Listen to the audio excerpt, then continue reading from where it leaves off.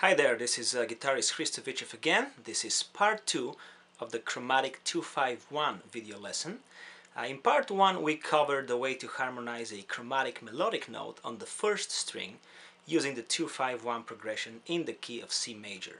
That would be a D minor 7 followed by a G7 followed by a C major, and we did this melodic line.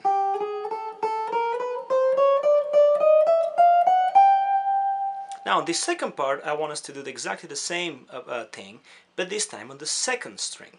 I'm going to take the same chromatic scale but positioned as the highest note being the second string.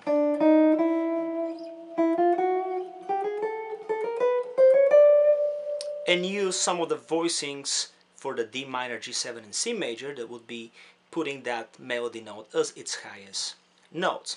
Once we achieve that, we're going to have plenty more choices to pick to play that progression. We can now cross strings and do some very wonderful things that I want to show you in this lesson. Let me just start by reviewing what we did on the first string set. We had played this: D minor, G7, C major, then D minor, G7, C major, then D minor, G7, C major, and then D minor, G7, C major, and D minor, G7, C major. Now on the second string I'm gonna go a little bit faster since you already know the concept, so we can get through the voicings, and then we're gonna talk about the implementation and ways to practice. I'm gonna start again with the same chromatic note. I have D, E flat, and E. Now the D is gonna be the D minor chord. I'm voicing like this. D minor 11. I have the C, the F, the G, and the D. Then I'm gonna have a G7, which I voice like this.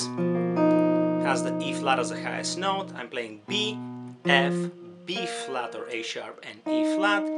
And then for the C major, just a very basic C major 7 drop 2 chord. So I have this.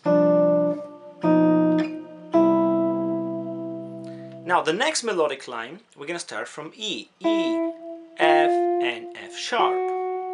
E is gonna be the ninth of the D minor chord. I'm voicing D, F, C, and E. I'm not going to go through all the chord degrees, as by this time, by watching lesson number 1, you should already know some of the concepts and how these things are put together, just so we can save time.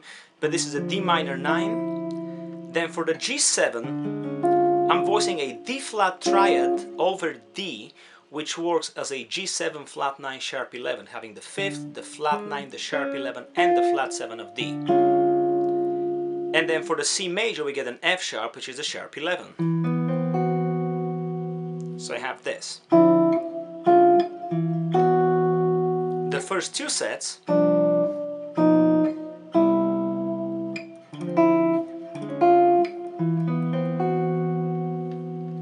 The next chromatic note I'm going to take is G, G sharp, and A. This was very similar to what we did here. But since I'm on a different range of the guitar, I'm going to use some different intervals to produce slightly different colorations of the voicings and exploit what's possible in the range and the tuning of the instrument. The way I like to harmonize the G note on a D chord is like this. I have F, I have G, I have E, and then another G. So it's a D minor 9 with the 11th. Then for the G7 chord, the melody note is going to be A flat, which is a flat 9. I'm simply voicing that as an F half diminished, again hitting the F and the B, which is the flat 7 and the 3rd of G, having an E flat, which is a sharp 5 or flat 13, and finally going to the A flat. So it's a flat 13, flat 9 chord, but it does look like an F half diminished chord. So I have D minor, G7, and for C major, A is the melody, which is the 13th. I'm going to play this chord. This is an E. I have the B, the D, and the A. E is the 3rd of C, B is the 7th, D is the 9th, A is the 13th. It's a C major 6-9. So I have this progression. So far I have this.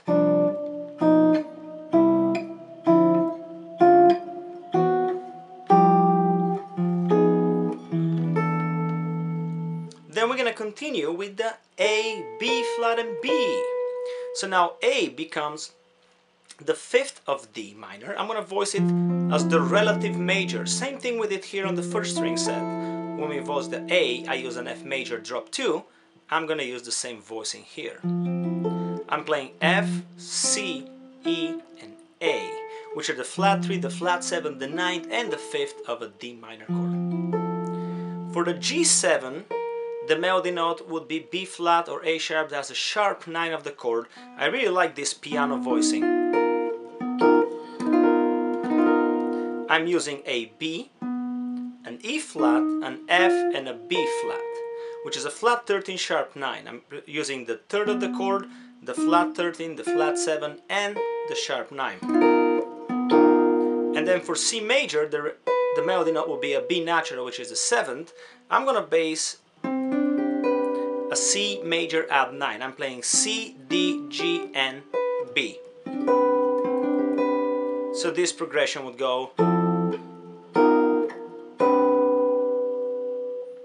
The last possible note on the chromatic scale would be C, C sharp, and D. C happens to be the flat 7th of D, so I'm going to voice it like this. Again, I'm voicing an F major 7 over A, which is the relative major of D minor. I'm playing A, E, F, and C. A is the 5th of D, E is the 9th, F is the flat 3, and C is the flat 7. Then for the G7, the melody note will be a C sharp, which is the sharp 11th.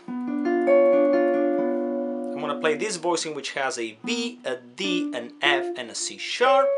Respectively, that's the 3rd, the 5th, the flat 7, and the sharp 11. And for the C major, we end up on a D, which is the 9th. I'm going to play a basic 1-3-7-9 voicing. It's a piano voicing that has the root, the 3rd, the 7th, and the 9th, respectively C, E, B, and D. So my last 2-5-1 is this.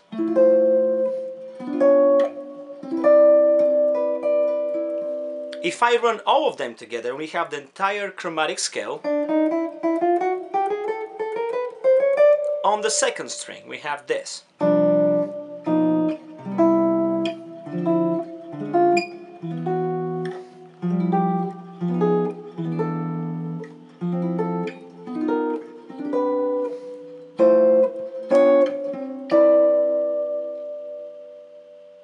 Now, I didn't mention all the degrees and notes in depth as we did in the first video lesson, but if you watch the first part, you have a very good idea how to think about this.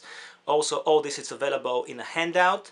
If you're interested, you can email me at hristo@hristovitchev.com, and I would send you that PDF with all the chord shapes.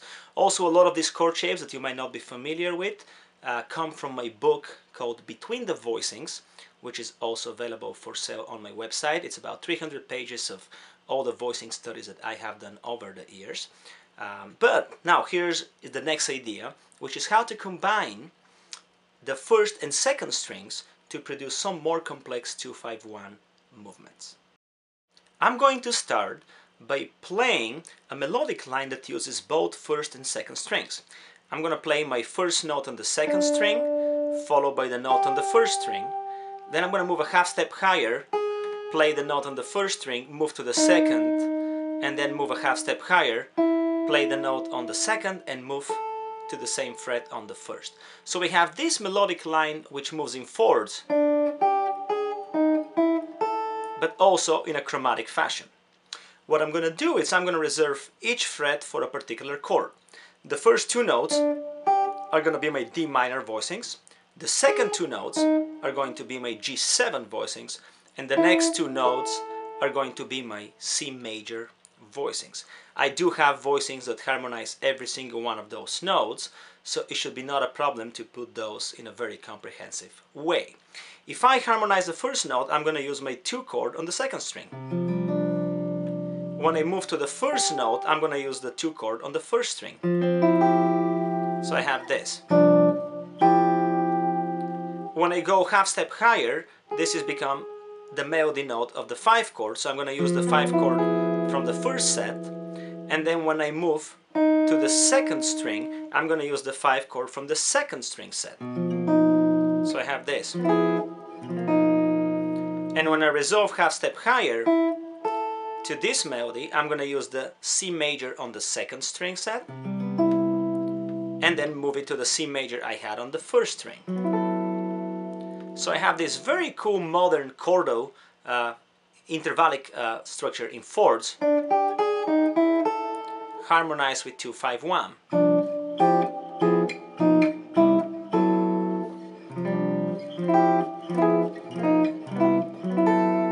Especially if we change the rhythm. You have some very cool 2-5-1s which are moving in a very open way because of the fourth interval, but also in the smoothest possible motion between the chords, which is the half step, right? I can apply the same thing in the next set of 3 chromatic notes. I have E, F and F sharp on the first string, respectively A, B flat or A sharp and B natural. I'm going to do the same chordal movement. So again, this note is going to be harmonized by the D minor on the second string set, D minor 9. When I go to the A, that's going to be harmonized by the D minor on the first string. Then I'm going to move a half step higher and get to the G7 that harmonizes the B flat, which is part of the first string chords. And when I get a fourth lower to the second string, I'm going to use the new G7 that we just produced on that set. When I resolve to the 1, I'm staying on the second string, that's going to bring the C major 7 sharp 11. And when I resolve to the B, that's going to bring the C major from the first string set. So now I have another harmonization.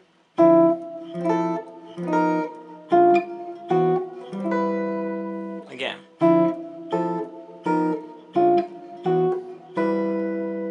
If I play them in conjunction, you're going to hear this.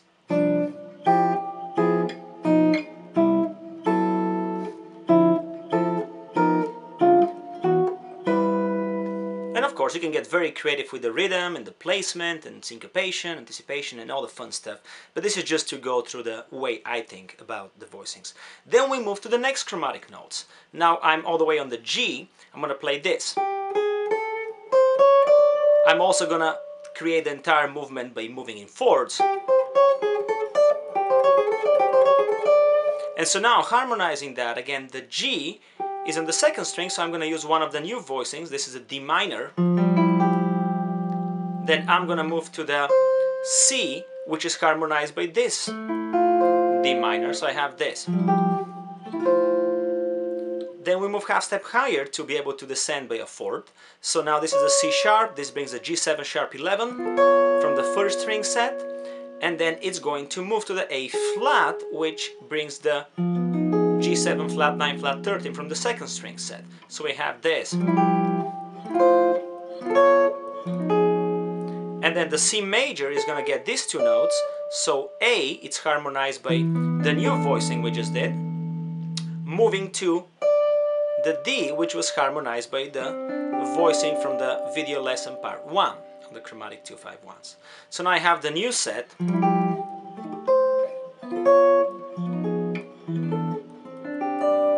And again, in the ballad playing, we don't have to play all the notes at the same time. I can do something like this.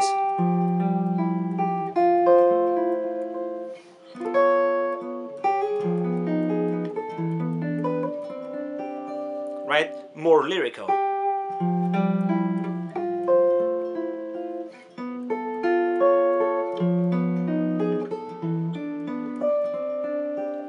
And in a faster tempo tunes, we can just go.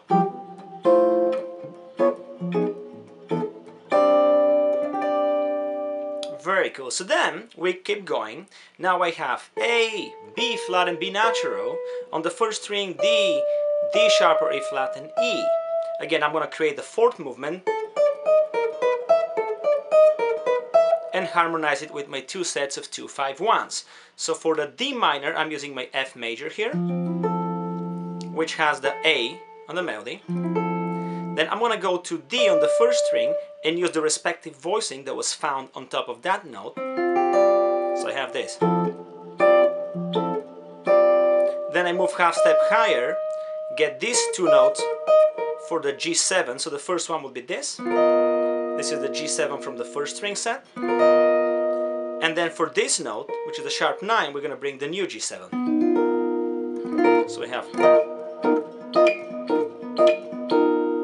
And then when I move to the B and the E, here's my C major on the second string that we just did, and then the one from the previous lesson.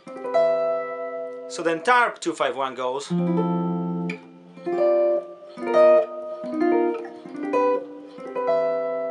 Same situation like before.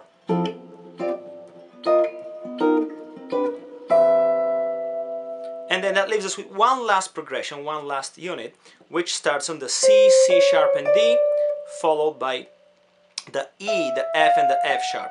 Here, if you notice, it's offset. Instead of fourths, we're moving in thirds. Simply because of the way that the chromatic lines work across the strings. So I'm gonna go C, E, F, C sharp, D, F sharp. Slightly change in the structure there. So the first voicing that harmonizes the C on the second string is this. Then the voicing that has the E on the first string is this. So we have. When I get to the F, now on the 5 chord, I'm going to use my G7 flat 9. And when I jump to the second string, down a third, I get the C sharp, which is the sharp 11. So I have G7 flat 9, G7 sharp 11. And then the C major that has D on the second string is going to be the C major 9, followed by the one on the first string that has the F sharp. So now that last set goes like this.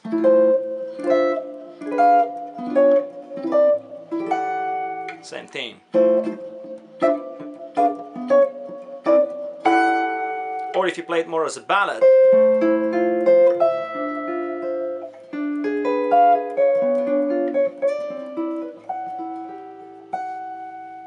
So then you have more complex 2-5-1s in this fashion, because I can combine the first and the second string, and also now gives you the ability, once you know each unit,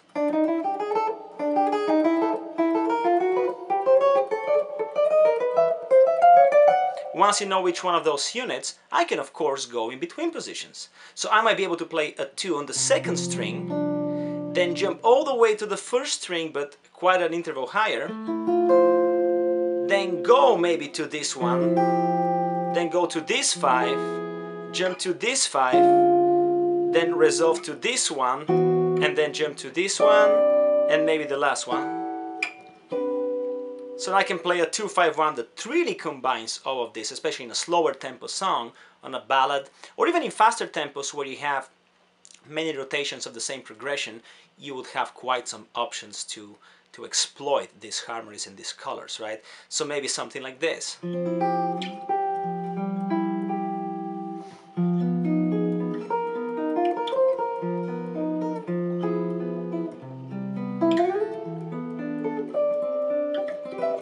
In part 3, I'm going to cover some basic procedures and basic concepts as to how to practice, first of all, this in a song context, as well as how to apply this information into whatever style of music that you are doing. My basic point with these video lessons is to show you some very basic and comfortable chords. Most of these structures are very easy to play. They don't require any stretches. They're definitely basic material, and it takes a little bit of practice to internalize them into your playing. But from that point on, you can really develop and change the concept, really kind of make it fit your personal style of playing and your personal voicing preferences, except retaining the architectural point. That is the golden part of this concept, is it's very fluid, very elastic. Everybody can adapt it to their own playing. It's just a way of thinking about the fretboard that, to me at least, makes a little bit more sense than the conventional kind of shapes and bar chords that most guitar players play day to day. So I hope you've enjoyed this segment. I'll see you very soon for part 3 of this little video lesson, and once again I hope that this can add some more tonal colors to your own playing and your own improvisational concepts. Thank you very much.